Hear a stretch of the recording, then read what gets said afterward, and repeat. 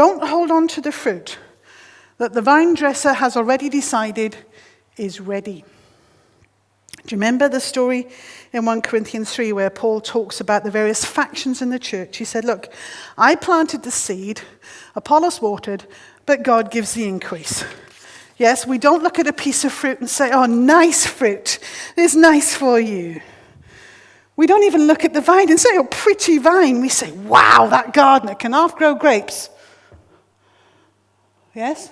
The glory goes back to the gardener, not to us. However,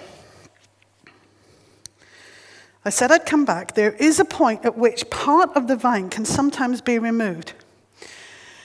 Turn with me to Isaiah chapter 5.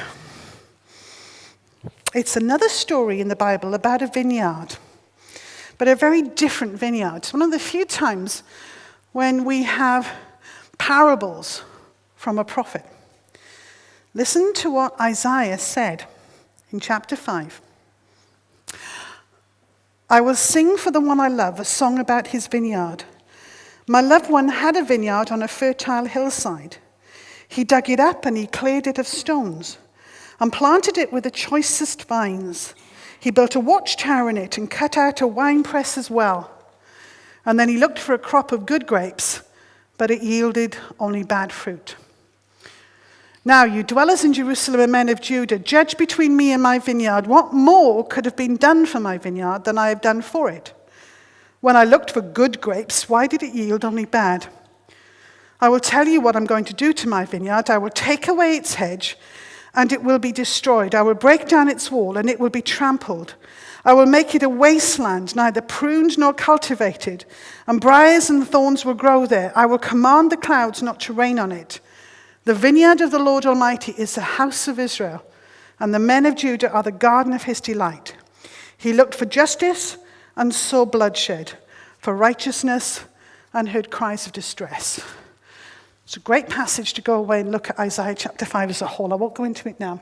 It's actually one of the first sermons I ever preached at the tender age of 14 on this. Always been part of me ever since. What is God saying? He is saying he has treated his nation just like a gardener treats a vineyard. He's put everything in place. The soil, the right vines, he's put the hedges, he's put a winepress in it. He expects growth. And what happens? Sour grapes. How many of us, I wonder, have been blessed out of our socks by God, but actually what he's got back is sour grapes? Ooh, hear a pin drop. God pours into our lives. How he loves us. That incredible line. If grace were an ocean, we're all sinking. God has just lavished everything we need. And what do we get? Sour grapes. There is a challenge here. What kind of fruit are you actually going to produce? What has God planted into your life? And have you allowed it to just become sour?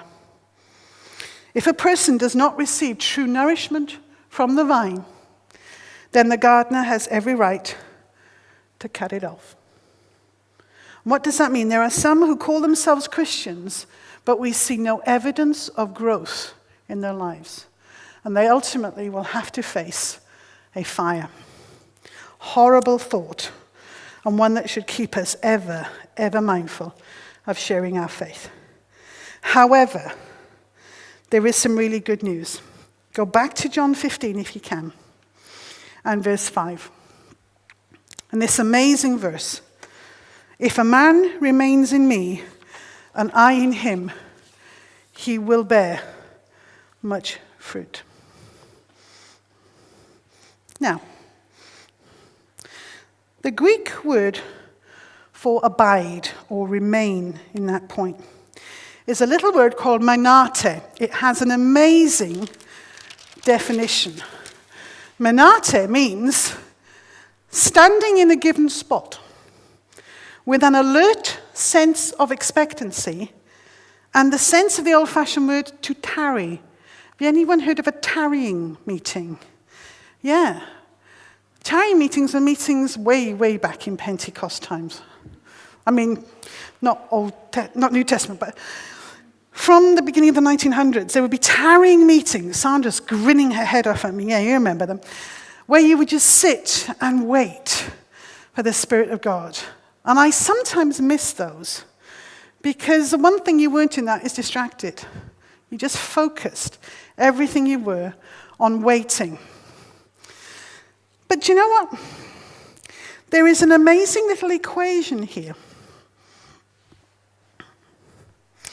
Let me try and bring this around a little bit. Hope you can all see. If you have fruit on this side of the equation, that verse is telling us there is a direct correlation to the concept of abide. Would you agree? If you abide in me, you will bear much fruit. So what happens?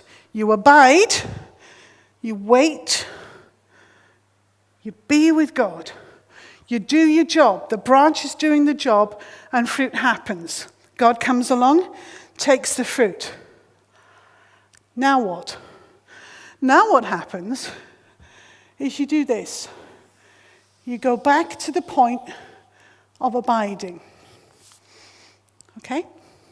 Abiding here simply means you are drawing back from the vine what you need ready for the next one.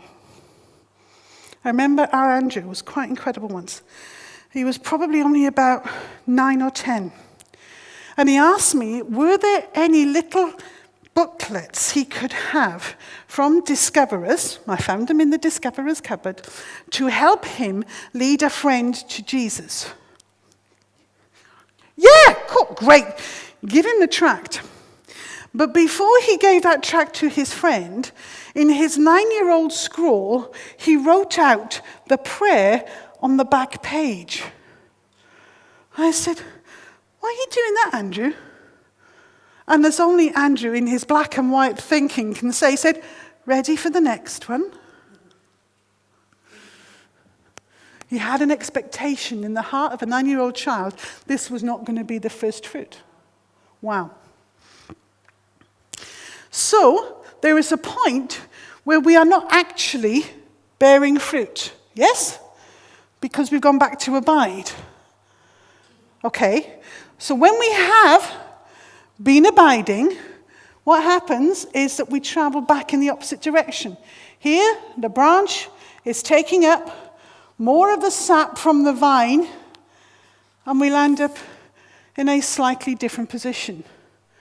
That's called more fruit. You support, you encourage, great. God comes along, snip. What do you need to do? Go back to abiding. Only as long as it takes to start supporting new growth in someone else. And at each stage, your reach gets further. You're having more of an impact because that branch is growing stronger all the time. Can you see that? You need a period to go back to Father and abide before you're ready for the next one. If you can grab this, it's life-changing. Because if all you're doing is doing fruit, you very quickly will run out of anything to give them because you'll be doing it yourself. But if, when God takes that fruit that is now ready for the kingdom's glory, you go back. You abide.